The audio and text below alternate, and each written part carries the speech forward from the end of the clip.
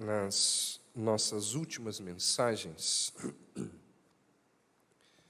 sobre o livro aqui de Samuel, primeiro livro de Samuel, nós vimos as atrocidades cometidas pelos filhos de Eli, Ofni e Finéias. Nós vimos as atrocidades desses rapazes no exercício do sacerdócio. Nós vimos que, junto com essas atrocidades, Eli, como pai e como sumo sacerdote, foi extremamente omisso. Ele não se envolve, ou pelo menos o envolvimento dele é pífio, é ridículo, é condenável. Então os filhos fizeram coisas absurdas, o pai e o sumo sacerdote, ele não se envolve. E aí nós vimos alguns desdobramentos dessa omissão por parte de Eli em relação aos seus filhos. Vimos algumas consequências desse pai e desse líder espiritual que não age, que não toma uma postura. E a parte final do capítulo 2, que é o que nós vamos ver hoje, nos mostra que Deus envia um profeta para repreender Eli. A Bíblia não diz quem é, de onde vem. A Bíblia nos deixa na curiosidade, porque nessa época aqui estão surgindo os profetas. Não existiam profetas antes. Mas a Bíblia, o texto simplesmente diz que surge um profeta, alguém que vem para repreender a Eli, para dizer a ele o que vai acontecer por causa da sua omissão, por causa do seu envolvimento errado com seus filhos, com o sacerdócio.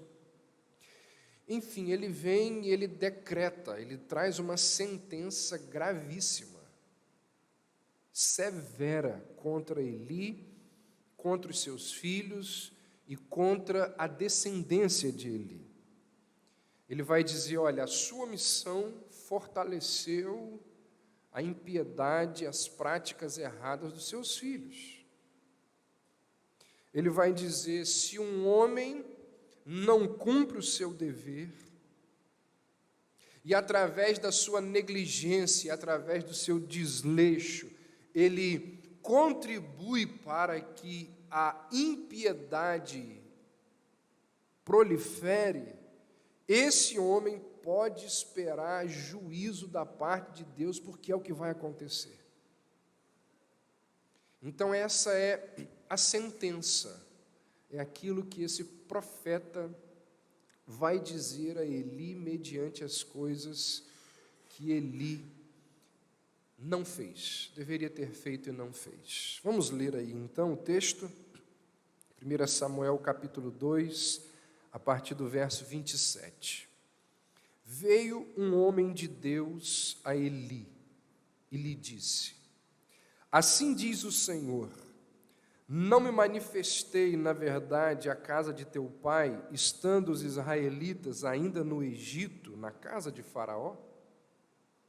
Eu o escolhi dentre todas as tribos de Israel para ser o meu sacerdote, para subir ao meu altar, para queimar o incenso e para trazer a estola sacerdotal perante mim. E dei à casa de teu pai todas as ofertas queimadas dos filhos de Israel. Ronaldinho, está querendo saber se lá embaixo está saindo o som? É porque eu tirei o cabo lá de baixo, tá? Verso 29. Por que pisais aos pés os meus sacrifícios e as minhas ofertas de manjares, que ordenei se me fizessem na minha morada? E tu, porque honras a teus filhos mais do que a mim, para tu e eles vos engordardes das melhores de todas as ofertas do meu povo de Israel. Portanto, diz o Senhor Deus de Israel, Na verdade, dissera eu que a tua casa e a casa de teu pai andariam diante de mim perpetuamente.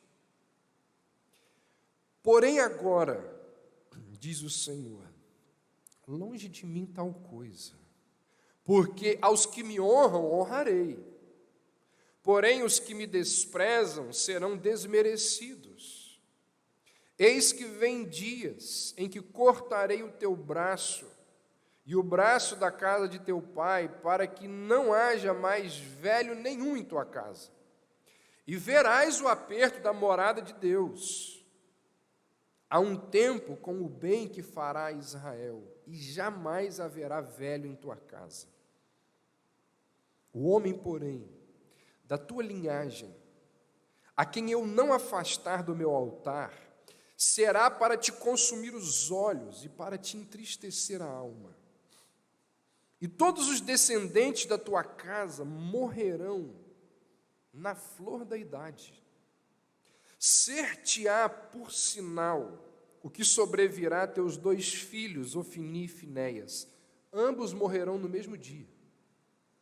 Então suscitarei para mim um sacerdote fiel, que procederá segundo o que tenho no coração e na mente. Edificar-lhe-ei uma casa estável, e andará ele diante do meu ungido para sempre. Será que todo aquele que restar da tua casa virá a inclinar-se diante dele, para obter uma moeda de prata e um pedaço de pão, e dirá: rogo-te que me admitas a algum dos cargos sacerdotais, para ter um pedaço de pão que possa comer. Eu não sei se você entendeu o que ele está dizendo aqui, mas a sentença é gravíssima. O que aquele profeta, vindo da parte de Deus, diz a Eli, é algo gravíssimo. E talvez Eli possa ter pensado assim: não te conheço, nem sei quem você é, será que isso é verdade? No capítulo 3, a primeira profecia de Samuel vai confirmar tudo o que esse homem diz. Aquilo que Samuel diz a Eli. O que ele diz aqui é algo gravíssimo. O profeta começa a sua repreensão lembrando a Eli das grandes coisas que Deus tinha realizado por ele. O profeta diz a Eli: olha, o seu cargo, a sua função como sumo sacerdote é um privilégio. E isso quem deu a você foi o Senhor. Você não merecia, isso é fruto da graça de Deus. É um privilégio para um homem ser sumo sacerdote, ser o líder máximo do povo de Deus. É um privilégio que os seus filhos deem continuidade ao seu ministério. É um privilégio para um grande homem de Deus oferecer sacrifícios no altar de bronze. O altar de bronze era aquele lugar lá dentro do tabernáculo onde os altares eram colocados diante de Deus, e era um privilégio muito grande para um homem realizar essa função, queimar o incenso nesse altar e num outro altar, o altar de ouro. Era o que o sumo sacerdote fazia. Esse profeta diz a Eli: é uma honra para um homem usar as vestimentas sagradas. Poucos homens na história de Israel tiveram esse privilégio. É uma honra, ele vai dizer, para um homem comer, desfrutar das comidas destinadas a Deus. Uma parte fica para o sumo sacerdote, para a sua família, as comidas santas, as santas ofertas, um homem e sua família poder desfrutar disso, isso é uma honra muito grande. Então, o profeta começa dizendo a Eli: olha, você e sua família receberam uma das maiores honras que um homem, que uma família da casa de Israel pode ter. O serviço de vocês é algo extremamente honroso. E esse serviço, ele confere a você não apenas honra, mas confere a você também sustento, dignidade, grana para você ter, para você sustentar a sua casa. E aí ele pergunta: o que mais, Eli? O que mais poderia ter sido feito por você, por sua família, para que vocês permanecessem fiéis a Deus? É basicamente isso que ele diz aí no verso 27 e 28. Olha o 28 que diz: eu escolhi você dentre todas as tribos de Israel para ser o meu sumo sacerdote, para subir ao meu altar, para queimar o incenso, para trazer a estola sacerdotal perante mim. Dei à casa de teu pai todas as ofertas queimadas dos filhos de Israel. A sua honra foi muito grande, o seu privilégio foi muito grande. Apesar de todos esses privilégios, você, os seus filhos, a sua casa ignoraram, desprezaram tudo que eu lhes dei. As minhas dádivas vocês apanharam e ignoraram. Ele diz aí, olha aí no verso 29, por que vocês pisam com os pés os meus sacrifícios e as minhas ofertas? Vocês tratam daquilo que eu ordenei a vocês fazer, que é um privilégio, de forma desleixada, ignorando.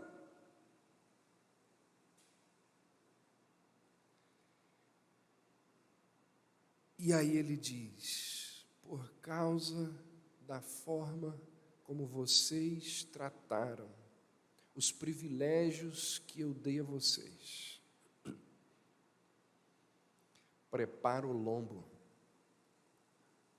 porque vai vir juízo sobre a sua casa.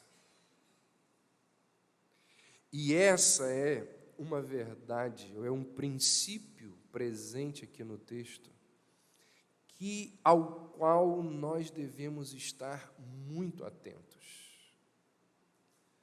As boas dádivas do Senhor, elas podem ser usadas de maneira errada por nós. E ao usarmos as boas dádivas que Deus nos dá de forma equivocada, nós podemos sofrer. Ao usarmos as coisas valiosas que Deus nos deu de forma desleixada, nós podemos, ao invés de alegria, vivermos de forma dolorosa. Essa é a ideia aqui da segunda parte do capítulo 2. Dádivas que Deus nos concede e nós temos para com essas dádivas uma relação de desprezo, uma relação de desleixo, e você acha que Deus não vai te cobrar. Quais seriam as dádivas que Deus tem nos concedido nos dias de hoje? Quais seriam aquelas coisas valiosas que Deus tem nos concedido nos dias de hoje? E nós muitas vezes temos tratado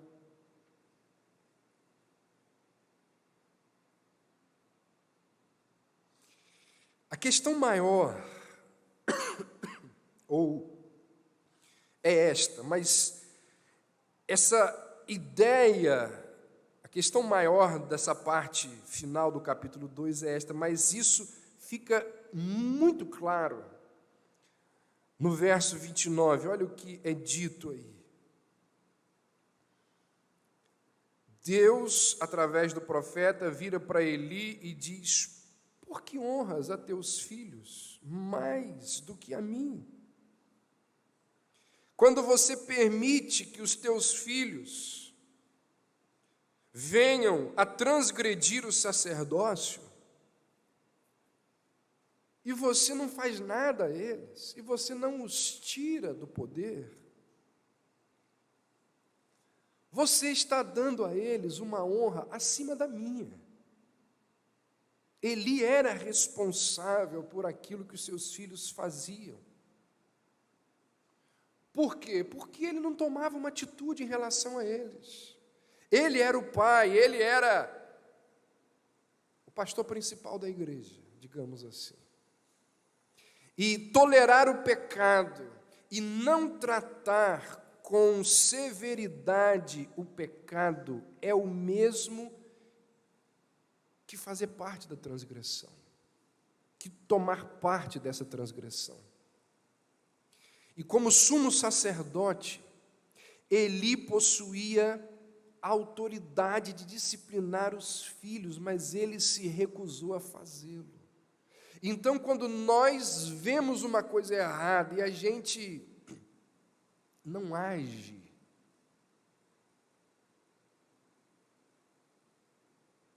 a gente se torna o quê?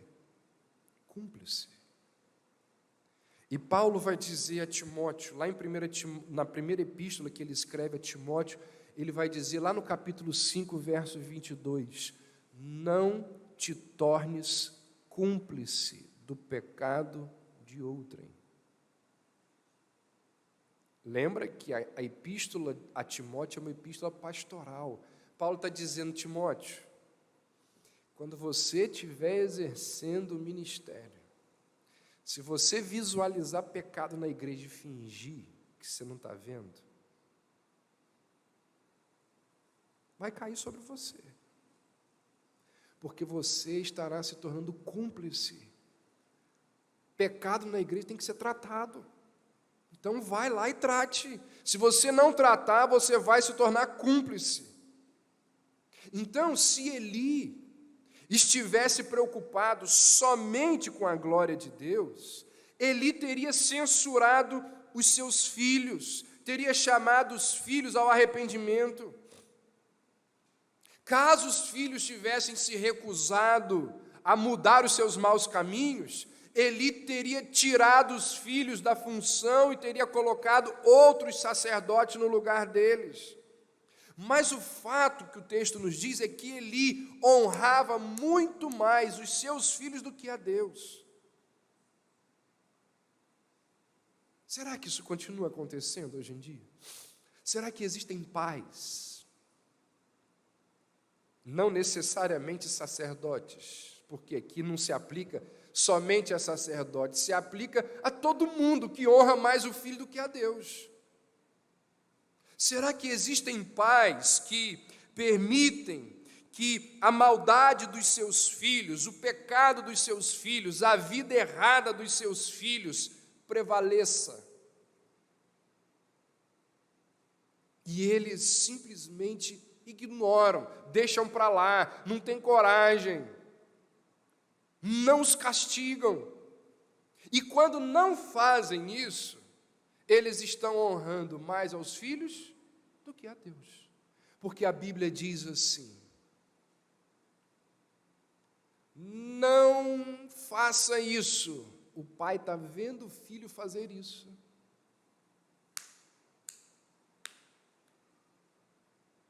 A quem você está honrando mais? Você sabe que aquele estilo de vida da sua filha, do seu filho, é pecaminoso. Você ignora. Você não chama para o confronto. Você finge que não vê. A quem você está honrando? A Deus?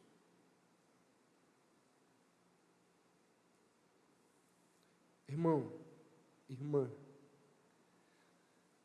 Deus está vendo isso. Deus está vendo que você ama e honra mais o seu filho do que a ele. Não pense você que consequências não existirão. Existem muitos pais que passam a mão na cabeça dos filhos, que cobrem lá o rastro de iniquidade dos filhos, finge que não vê, não corrige, não usa de autoridade, prefere agradar e honrar os filhos do que honrar e agradar a Deus. E aí, como Eli não agiu, como Eli não tomou uma atitude, mas preferiu honrar os filhos ao invés de honrar a Deus, juízo veio sobre a casa de Eli. Do verso 30 ao verso 36, nos fala que juízo é esse. E olha, se você parar para analisar, que é o que a gente vai fazer aqui agora, poucas pessoas na Bíblia tiveram um castigo tão severo como Eli à sua casa. O negócio aqui é sério demais. O que aconteceu foi o seguinte: Deus havia prometido à casa de Arão o privilégio de servi-lo como sacerdotes. Quem eram aquelas pessoas que tomavam conta do templo, que eram os sacerdotes? Eram os descendentes de Arão. Mas havia uma obrigação. Verso 30, honrarei aos que me honram, mas os que me desprezam serão desprezados. Como Eli desprezou o Senhor, a sua casa foi eliminada do sacerdócio. Deixa eu dar algumas informações aqui que são importantes para a nossa compreensão. Eli era descendente de Arão, pela linhagem de um homem chamado Itamar. Arão teve vários filhos. Itamar era o quarto filho de Arão. E por causa da desobediência de Eli, Deus abandona essa linhagem que já vinha durante algumas gerações, essa linhagem de sacerdotes que vinha por meio de Itamar, ela é deixada de lado por causa da desobediência, da omissão de Eli. E Deus, então, não tira o sacerdócio da casa de Arão, mas tira da descendência de Itamar. E ao invés do quarto filho de Arão ser agora de onde viriam os sacerdotes, Deus vai trazer a linhagem sacerdotal para o terceiro filho de Arão, um homem chamado de Eleazar. Então, resumindo, Deus diz a Arão: os sacerdotes virão da sua descendência. Estavam vindo através do quarto filho, Eli era dessa descendência. Por causa do pecado dele, sai de cena a família do quarto filho de Arão, Itamar, e passa para o terceiro filho, Eleazar. Isso acontece quando? Mais à frente, o texto continua, o livro de Samuel continua, e lá durante o reinado de Davi, 2 homens serviram como sumo sacerdote. Um chamado Zadok e o outro chamado Abiatar. Quando Davi morre, o herdeiro natural do trono é Salomão. Só que você lê na Bíblia que um outro filho de Davi tentou tomar o trono de Salomão. Um camarada chamado Adonias. E Adonias, então, ele cria ali um tumulto, faz um motim e tenta apanhar o trono que era de Salomão por direito, que não era dele. E quando Adonias tenta tirar o trono de Salomão, o sacerdote Abiatar apoia Adonias. Só que ele se dá mal, porque quando Salomão assume o trono, ele retira Abiatar, que era tataraneto de Eli, do sacerdócio. E olha o que diz o texto bíblico sobre essa atitude de Salomão: para que se cumprisse a palavra que o Senhor dissera à casa de Eli. Quase 150 anos depois, a profecia desse homem aqui, que está vindo para confrontar Eli, e diz: a linhagem sacerdotal sairá da sua casa e passará para outra família. Acontece. O princípio por trás da rejeição da casa de Eli é um princípio inalterável, fixo no reino de Deus. Que princípio é esse?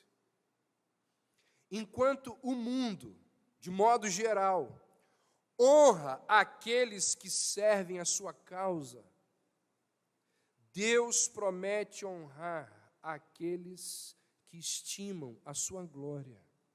Aqueles que desprezam o Senhor, eles podem alcançar poder, podem alcançar fama.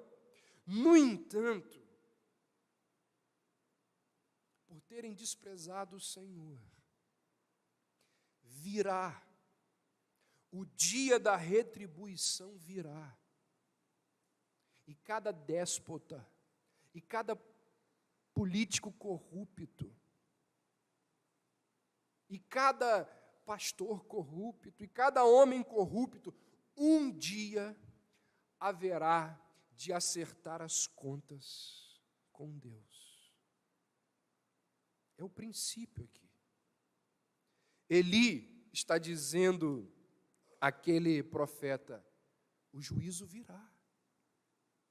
Você recebeu um grande privilégio, desprezou, ignorou, tratou de qualquer jeito o privilégio que Deus lhe deu, o juízo virá.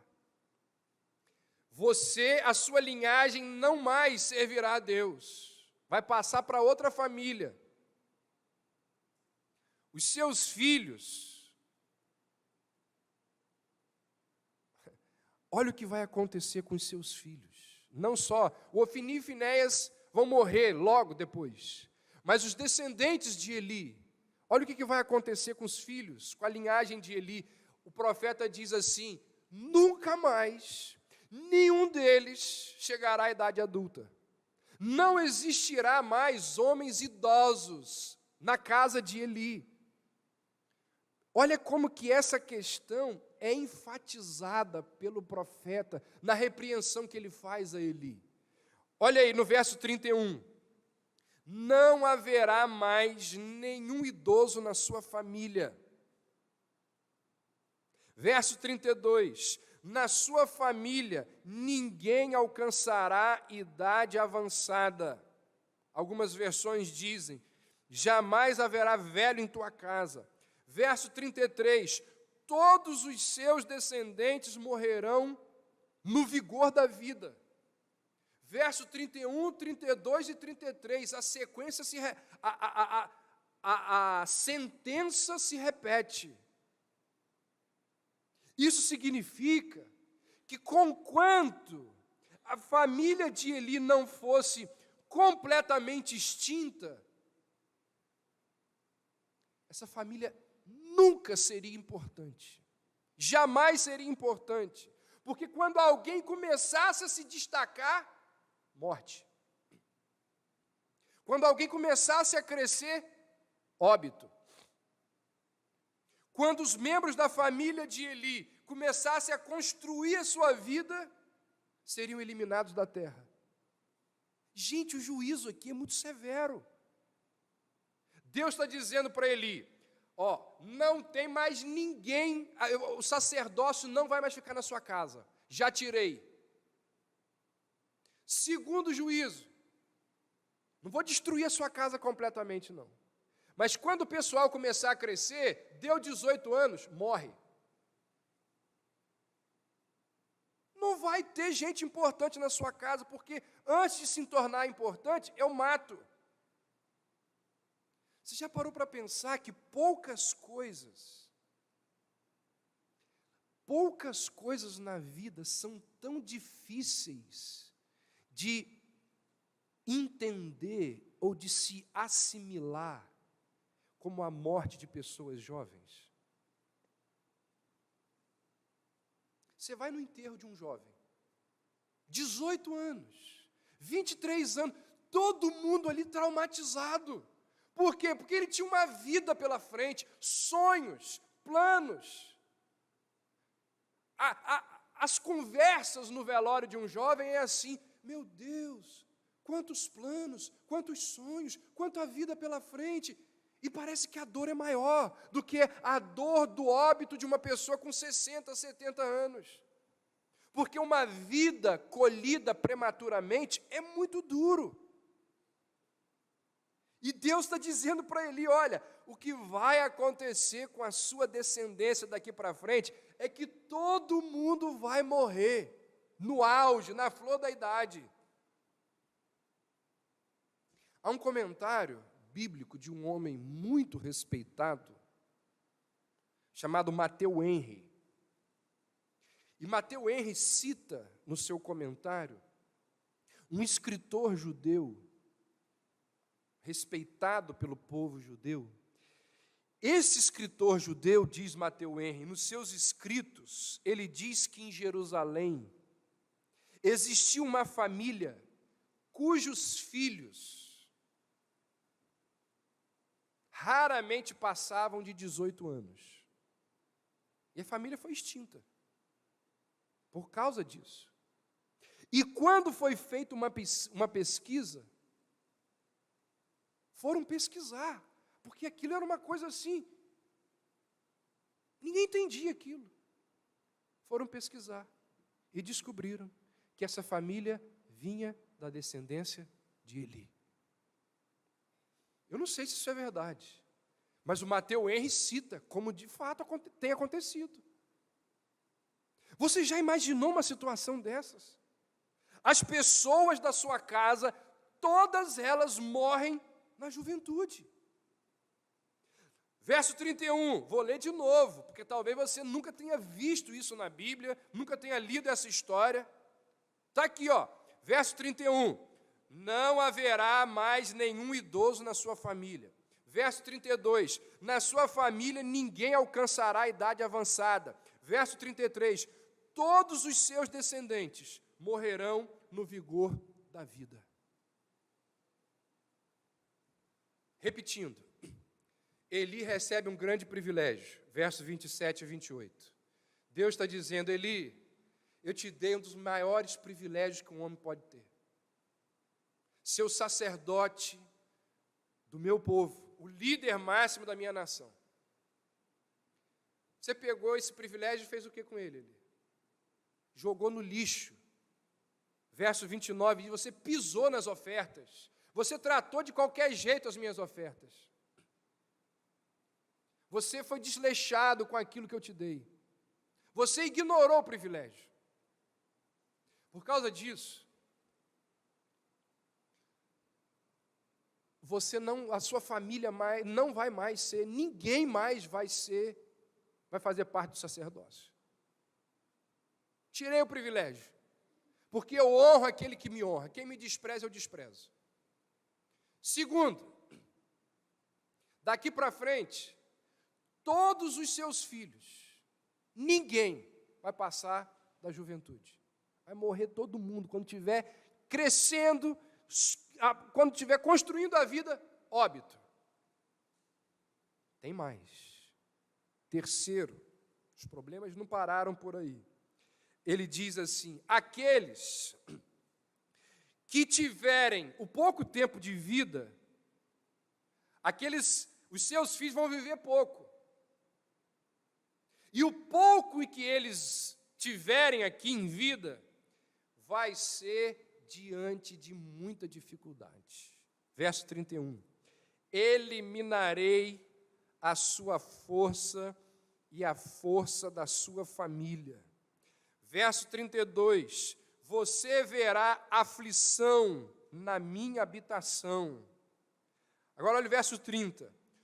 Todo o que restar da sua família virá e se prostrará perante ele, para obter uma moeda de prata e um pedaço de pão, e lhe implorará que o ponha em alguma função sacerdotal para ter o que comer. Deus está dizendo assim: os que ficarem vivos e os que tiverem pouco tempo de vida, a vida que eles tiverem será uma vida de mendicância. Eles vão mendigar a comida. Olha a ironia aqui, gente. Olha a ironia aqui. O que está acontecendo aqui?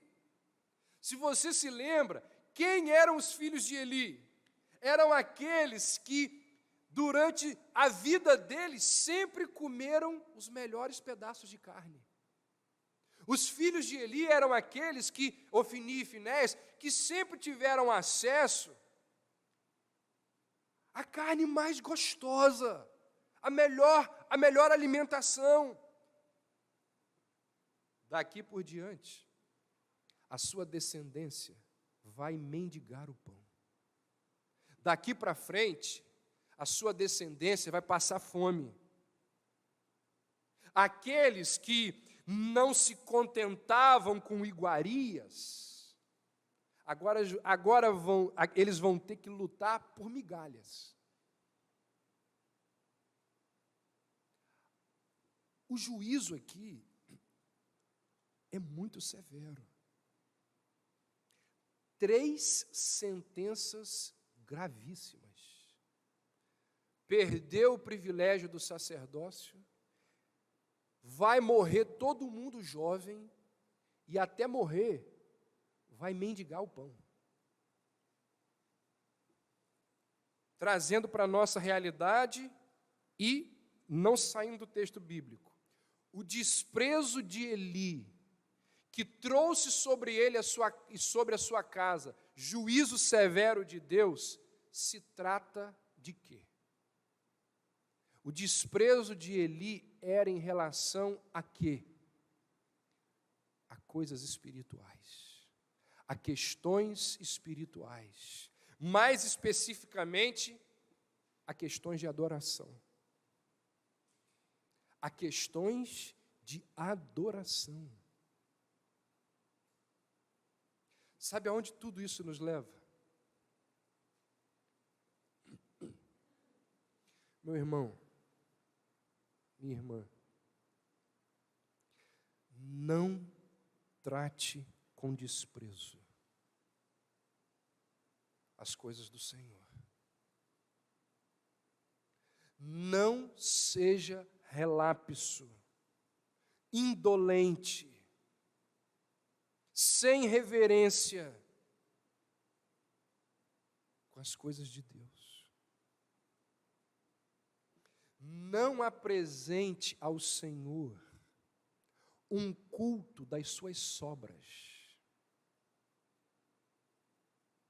Não traga para Deus uma oferta, um dízimo das suas sobras. Se você está ofertando a Deus, seja dinheiro, seja tempo, seja dons, sobra.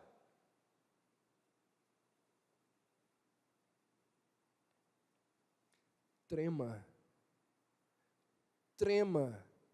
e tema diante de Deus.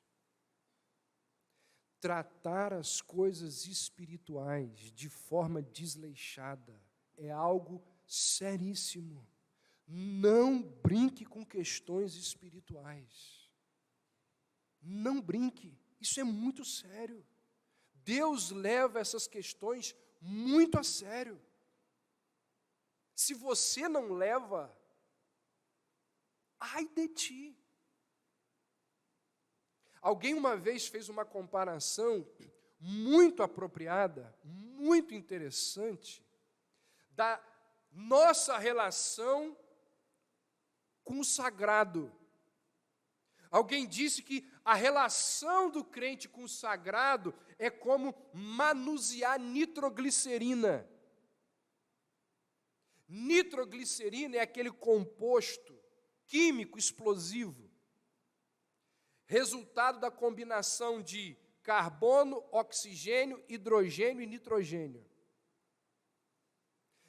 Nitroglicerina foi o primeiro explosivo usado em grande escala.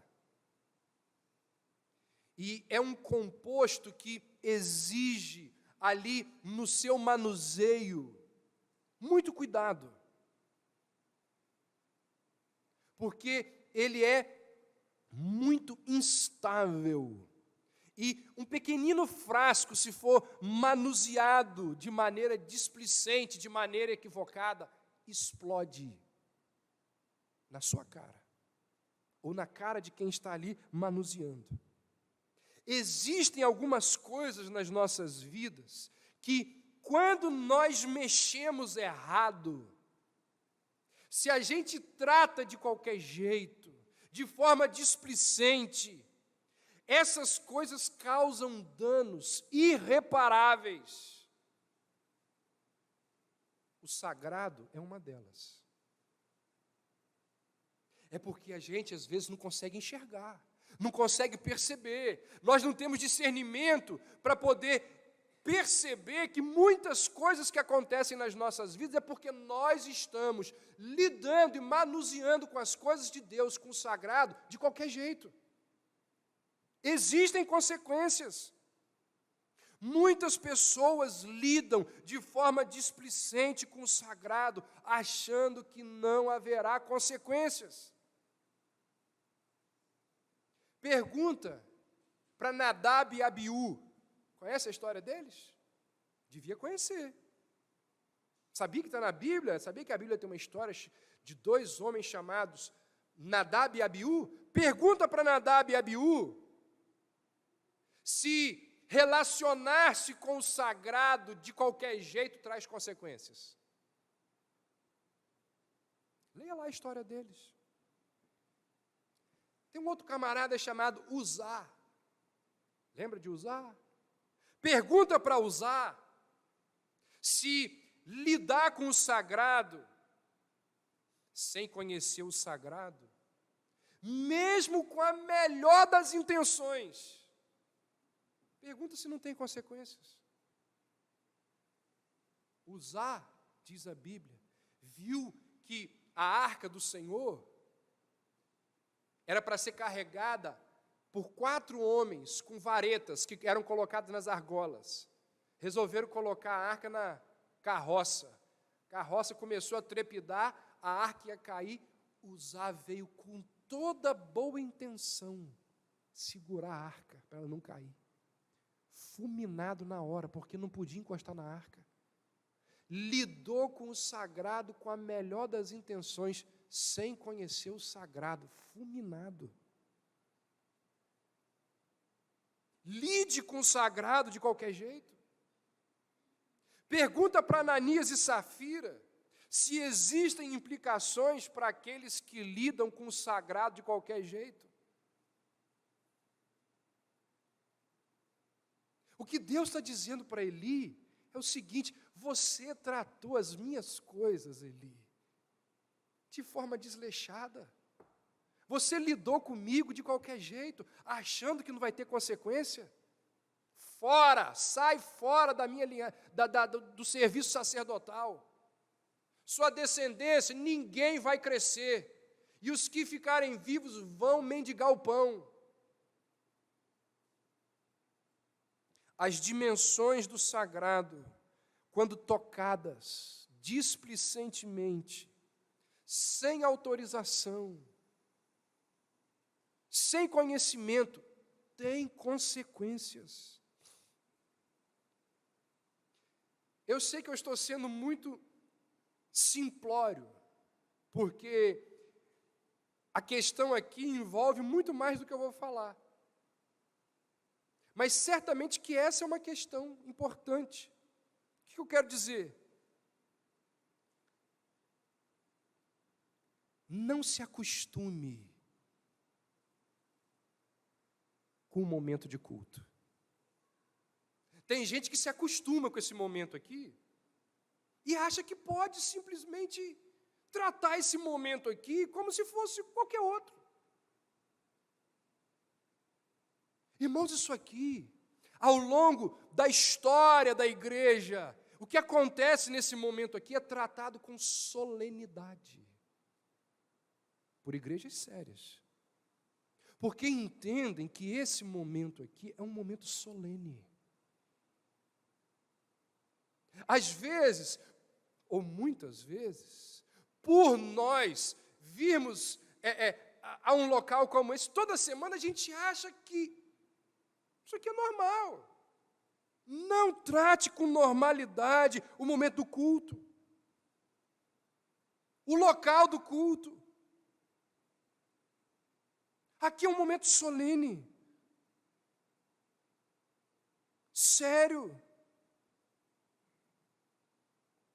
Nós não podemos, gente, nós não podemos tratar esse momento aqui de forma displicente, desleixada. Achar que nós podemos lidar com as coisas que aqui acontecem de maneira natural. Não é que esse lugar aqui é santo. Não existem lugares santos.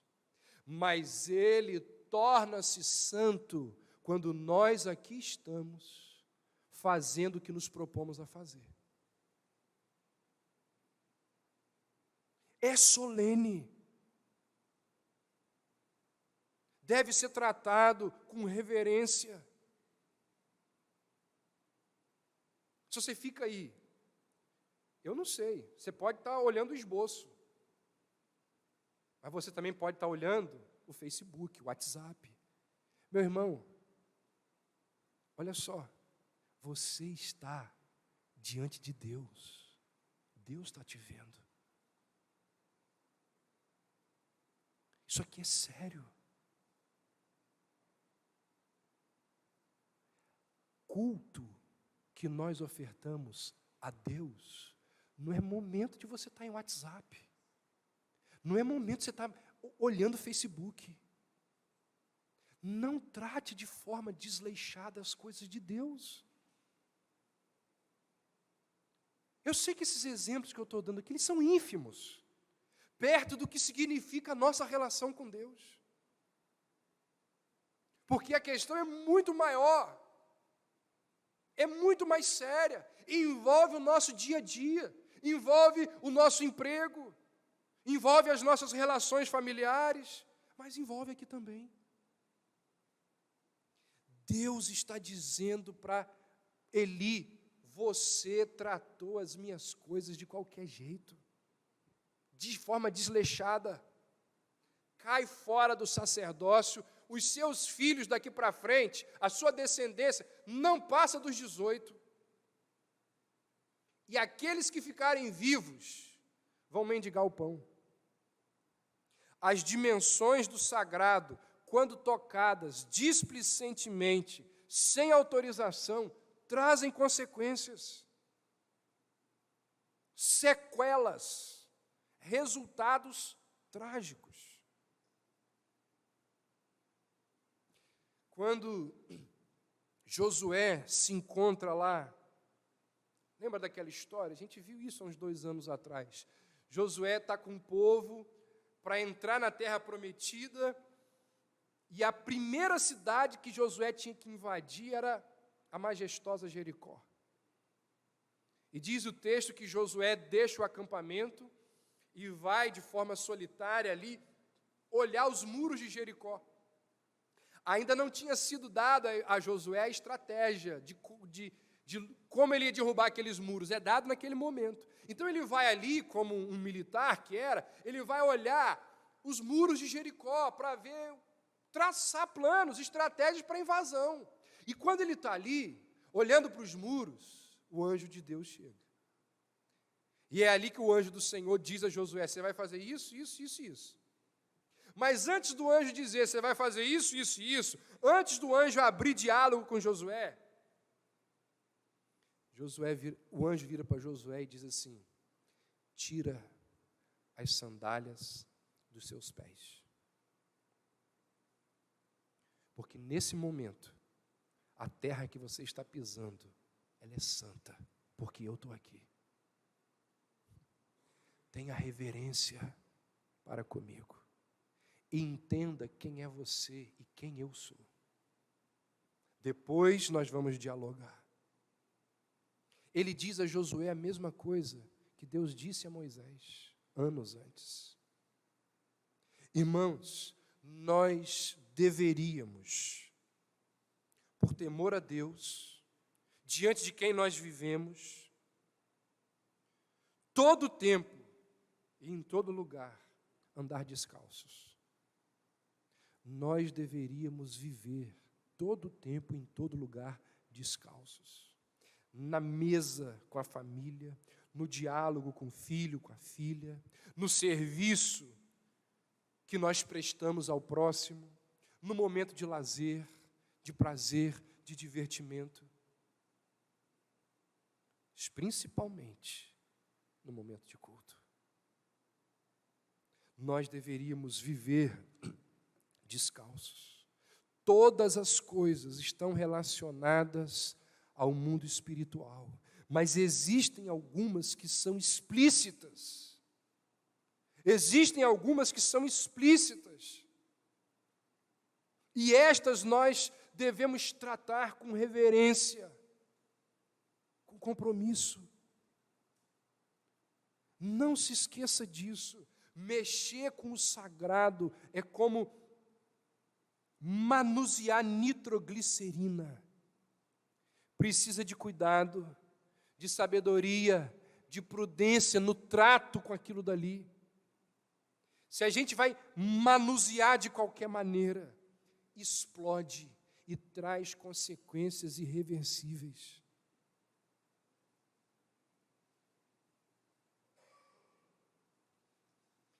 No meio de todos esses presságios contra a casa de Eli, nós encontramos uma promessa de misericórdia.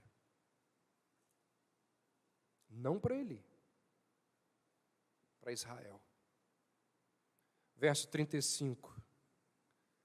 Levantarei para mim um sumo sacerdote fiel, que agirá de acordo com o meu coração e o meu pensamento. Edificarei firmemente a família dele, e ele ministrará sempre perante o meu rei ungido. Enquanto Deus estava preparando para derrubar, ele também estava preparando para edificar. Tirarei um líder, levantarei outro. Um líder piedoso estava sendo providenciado por Deus. E eu, Davi, eu particularmente, ao ler um negócio desse aqui, eu tremo. Sabe por quê?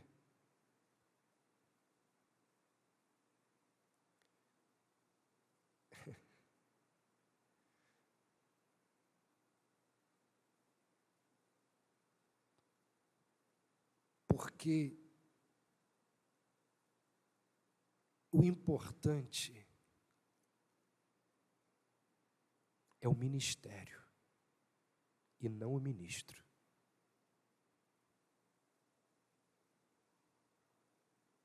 O ministro que desonra a Deus,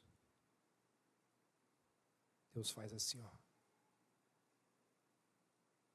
Cai fora. Você confundiu o seu ministério particular com as minhas coisas? Sai fora. Deus pode e levanta ministros de onde Ele quiser. Porque o importante é o ministério e não o ministro. Um líder piedoso estava sendo providenciado por Deus. Você, Eli, ficou mais preocupado com a honra dos seus filhos, com a sua honra, do que com a minha honra. As consequências estão aí. É um privilégio para você me servir, mas como você me serviu de forma desleixada, preocupado com a sua honra e não fazendo as coisas que eu mandei você fazer. Sai fora. Apesar da decadência deste sumo sacerdote, o próprio Deus está cuidando da descendência dos sacerdotes. Que coisa impressionante. E esse sacerdócio teria o seu cumprimento completo com quem? Com Jesus Cristo. Esse sacerdócio teria o seu cumprimento completo no sacerdócio de Cristo. O sacerdócio levítico, cheio de falhas, ainda seria sustentado por Deus até quando? Até a cruz. Até o sacerdócio perfeito de Jesus Cristo, que teria início ali na cruz. O nosso sumo sacerdote está no céu. Não existem mais levitas hoje, porque o sacerdócio levítico foi substituído pelo sacerdócio de Cristo. Quem fala, né? Tem gente que fala, os levitas da igreja não sabe nada de Bíblia.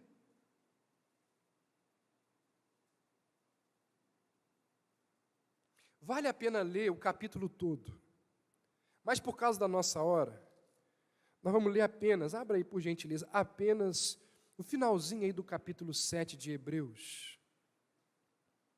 Rapidinho por causa da hora. A partir do verso 22. Por isso mesmo, Jesus tem se tornado fiador de superior aliança.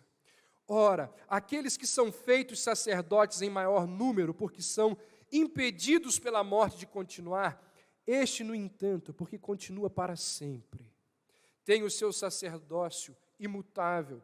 Por isso também pode salvar totalmente os que por ele se chegam a Deus, vivendo sempre para interceder por eles. Com efeito, nos convinha um sumo sacerdote como este, santo, inculpável, sem mácula, separado dos pecadores e feito mais alto do que os céus, que não tem necessidade, como os sumos sacerdotes, de oferecer todos os dias sacrifícios, primeiro por seus próprios pecados, depois pelos do povo, porque fez isto uma vez por todas, quando a si mesmo se ofereceu. Porque a lei constitui sumos sacerdotes a homens sujeitos à fraqueza, mas a palavra do juramento que foi posterior à lei constitui o Filho, perfeito para sempre. Irmãos, isso aqui nos lembra de que, embora os ministros possam ser destruídos por causa da sua impiedade, o ministério não será destruído. Se alguns não são fiéis em relação ao seu ministério, outros ministros fiéis serão levantados para ocupar o lugar desses. Sabe por quê? Porque a obra de Deus é levada adiante pelo próprio Deus. Eli, sai fora. Eu vou continuar os meus planos através de outra pessoa, porque você quis honrar mais a você e aos seus filhos do que a mim. Irmãos, Deus não depende de homem nenhum. Deus não depende de homem. E se você não quer servir ao Senhor, o que é um enorme privilégio, você acha que Deus vai perder? Você acha que quem vai perder nessa relação?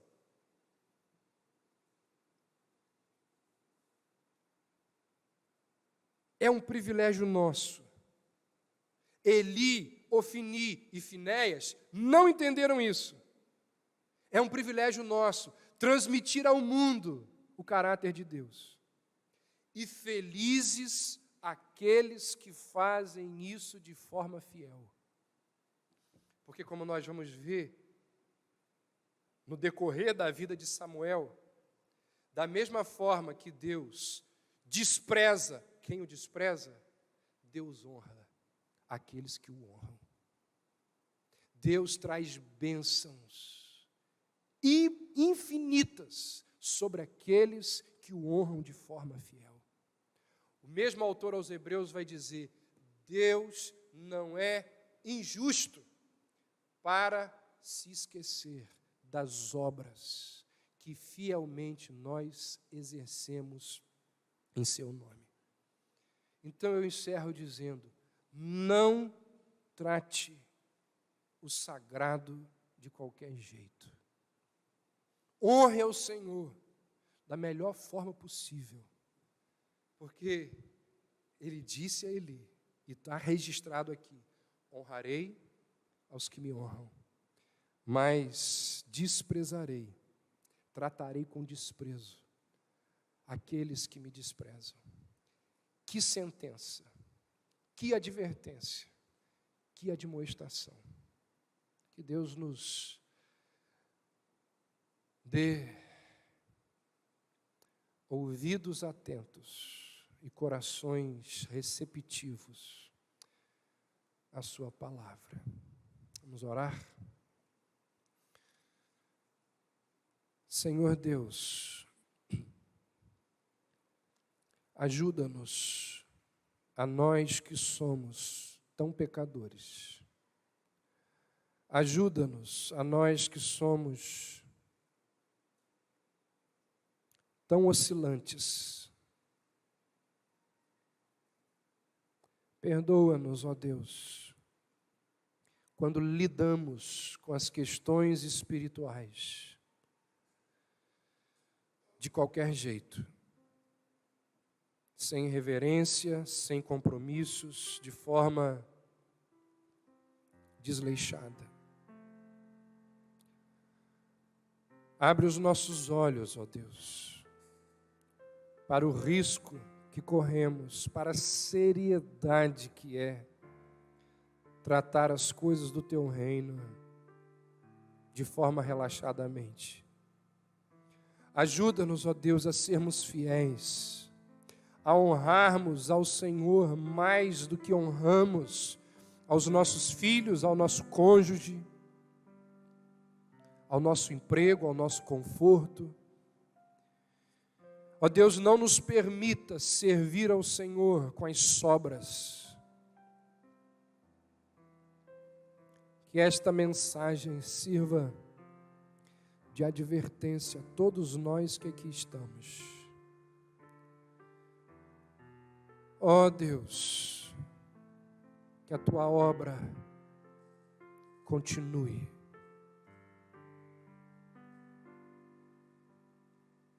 Porque o importante é o Teu nome, é a Tua glória, e não o nosso nome, e não a nossa glória. A Ti, ó Deus, seja toda a honra, todo o louvor e toda a glória. Que nesta igreja